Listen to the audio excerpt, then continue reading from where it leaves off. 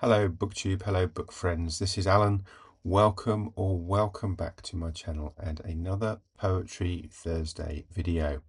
I'm sticking with the kind of nature theme this week, but switching to a different poet, so probably more John Clare at a later date, but this week I wanted to read a poem by M.F.M. Meiklejohn.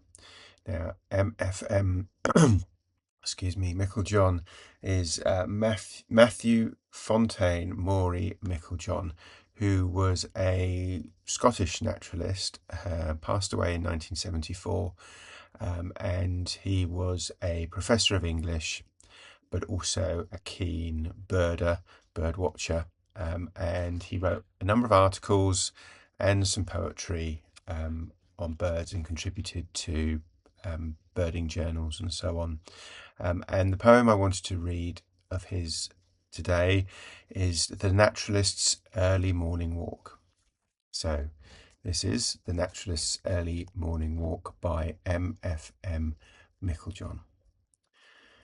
When Phoebus rears his shining head, and drowsy woodlice leave their bed, when milkmaids doff their flannel nighties, when troglodytes is heard, that tuneful and trinomial bird, when picker scatters the rear of darkness thin, when homeward reels the moping owl, the ornithologist begins prowl.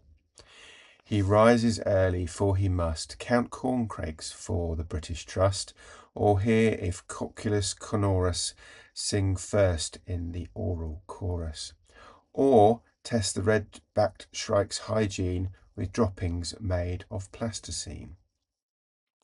For even after studious nights, at grips with ectoparasites, with less than half an hour's rest, he prances from his downy nest at 5, and not a moment later, lest he should miss essential data, to show the lesser whitethroats lay 1 egg at 7 every day, or even sometimes 1.2, which this seems curious thing to do.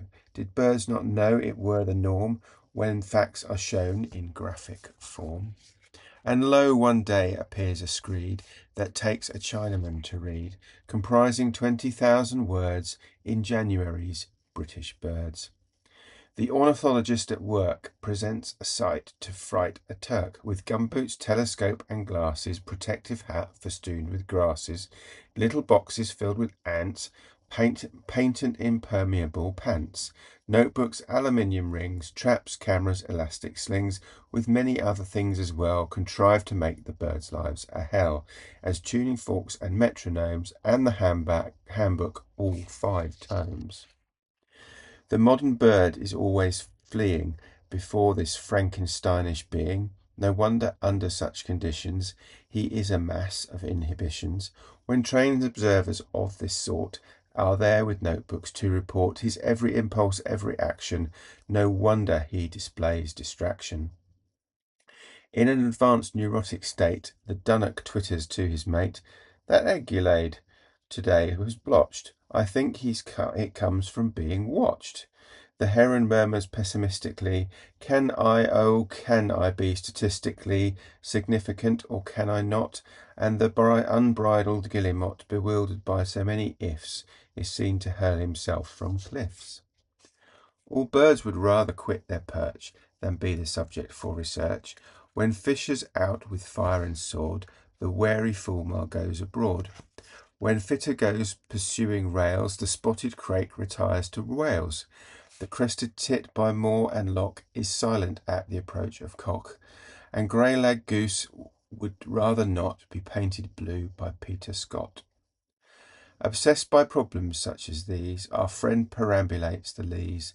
Alas for him, the modern bird is seldom seen and seldom heard.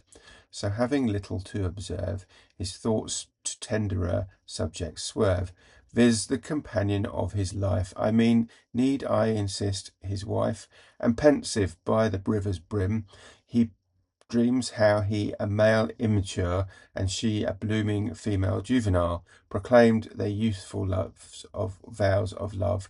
His matrimonial display was typical in every way, and so was not reported on. How different had he been a swan! And at last, observed by thoughts of tea, that hub of man's ecology, and ham and eggs and towels and soap, he seeks his rural biotope.